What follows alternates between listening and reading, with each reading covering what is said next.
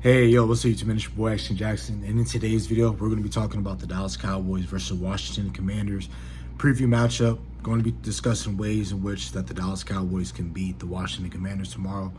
Then I'm also going to be talking about some roster moves happening in terms of Trevon Diggs dealing with concussion at home. And then I'm also going to be talking about Cowboys Carson being activated to being activated to the active roster, and running back Malik Davis being activated as well. So before we hop into the video, I would appreciate if you guys would like the video, subscribe if you're new, comment, and share my video with anyone who you think will enjoy my content.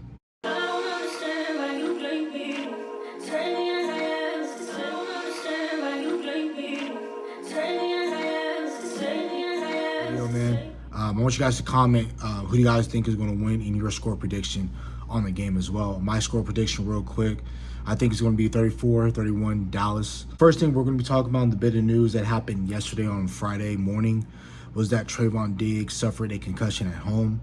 The details are very vague. There's not a whole lot of details about what happened or anything like that. Did he slip and fall?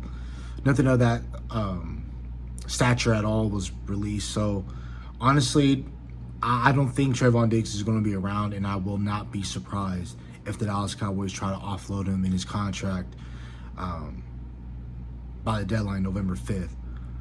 Trevon Diggs, if you're looking at his contract, he has like a $17.3 million cap hit if we were to get rid of him this year, and it lessens year after year. I think the year after his 17 being this year, I think it goes down to 5 and then down to 2, and then he was going to be a free agent in 2028, I want to say. So, it is what it is with Trevon Diggs in terms of, I just really felt like it just been a lot of unforeseen circumstances with him. I don't even know if this situation is true in any which way.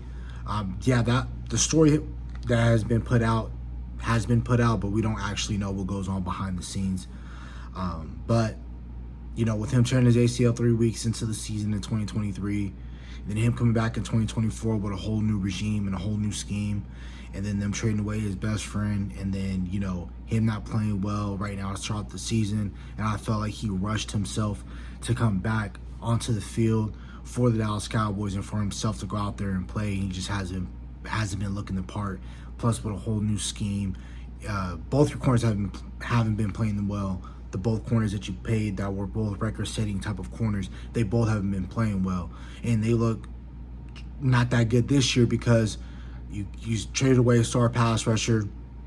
You're asking two-man physical corners that play bump and run type of schemes to sit back in zone and cover the flats. So yeah, they're not going to look that great as well. So look, Trevon Diggs is not going to be on the team. They went out, they drafted another corner, Savon Revel, last year in the third round, another hurt corner. So I will not be surprised if they use one of their 4 first-round picks in the next 2 years to draft another corner. So I will not be surprised by it either.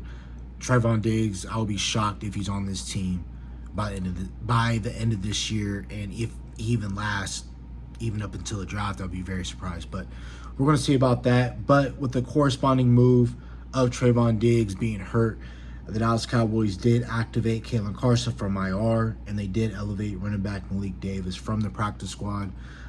Jonathan Mingo is going to stay on IR, and if we don't activate him by this coming Wednesday, the 22nd, I believe, if the Dallas Cowboys don't activate him before that day, he will remain on IR and season-ending IR, and then we'll potentially lose him for the rest of the year. So yeah, that's about it pretty much from roster moves. Now let's get into it.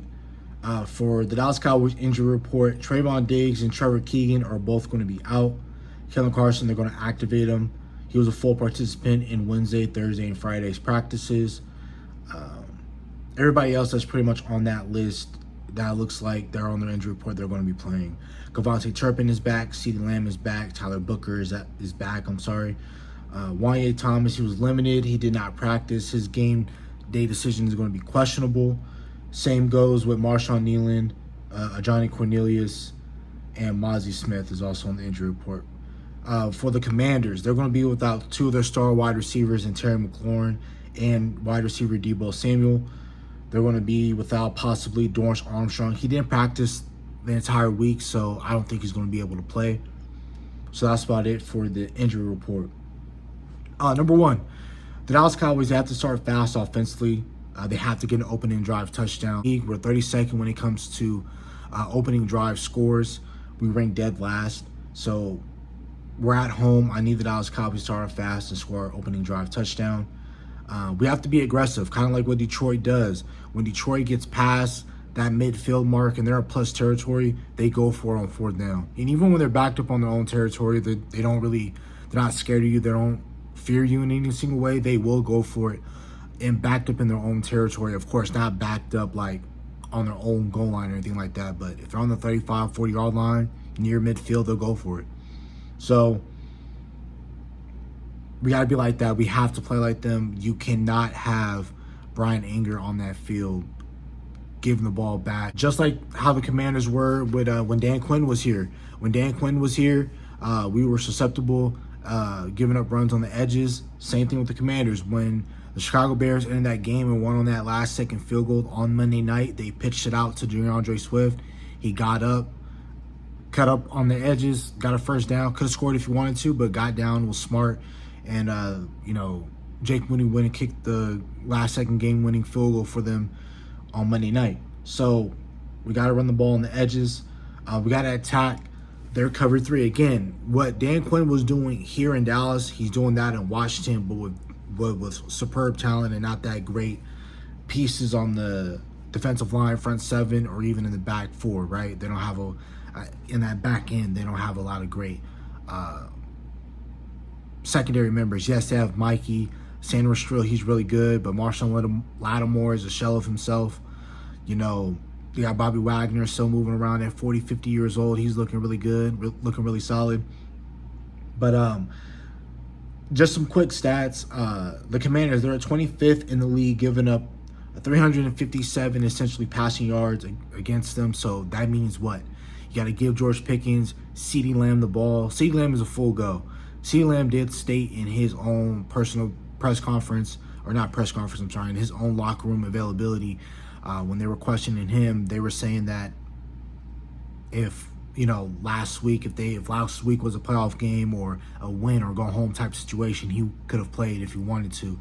So I think that just speaks to CeeDee Lamb just being a guy and him just wanting to go out there and play, and his mental makeup and his physical makeup is completely different. I think the Dallas Cowboys, why they sat him out for the time they did, was to really protect himself. So that's why because the Dallas Cowboys, we need him for the rest of the season. We need him every single game, but we would rather much have you for games like this and moving forward than if you try to play against Chicago and you severely worsen your injury and you're out for the season, then we're really screwed, And also, they are 20th against stopping the run. So, again, we're going to be able to do what we want offensively. I'm not scared about that at all. The only thing that nervous me about this offense is we got to make sure that we're not getting a lot of 3-and-outs, giving Washington extra opportunities to dice up our defense, and making sure that we're not putting the ball in harm's way. And also, last thing for offense, we got to make sure we stay out of third and long situations. So that's why Frankie Louvu, Von Miller, Jazar Newton, Deron Payne cannot tee off on your quarterback. Defensively, man, we got to bolster down and stop the run. If you're able to stop the run in this game, I think you're going to be fine. And that also includes containing Jaden Daniels and containing quarterback runs as well. We got to pay attention for the quarterback designed runs in this game as well. To protect that, I believe we need to have fast, athletic guys watching and containing. Only do we have to pass rush contain, not fly upfield trying to get to Jaden Daniels. We miss and he goes out the back door. He gets easy 15, 20 yards on third and short downs to extend drives. We can't have that happen. I would love to have Shamar James be the spy if we're going to have Shamar James on the field. We have to limit our penalties. And last but not least, man, this game is a must-win. The Dallas Cowboys have to win this game. You just have to win this game. I'm not going to talk about what happens if you don't, but the loser of this game ultimately is going to be back at least a game, 2.5 games behind in the division, and they're going to be below 500, and they're going to be scratching and clawing their way just to even compete to be one of the 3 wildcard teams in the conference. But not only that, if they even have a shot to even compete for the division, one of these two teams are going to have to win, man. So, man, that's about it for the video. Hope you guys have a nice day. Stay safe, stay blessed. Bye.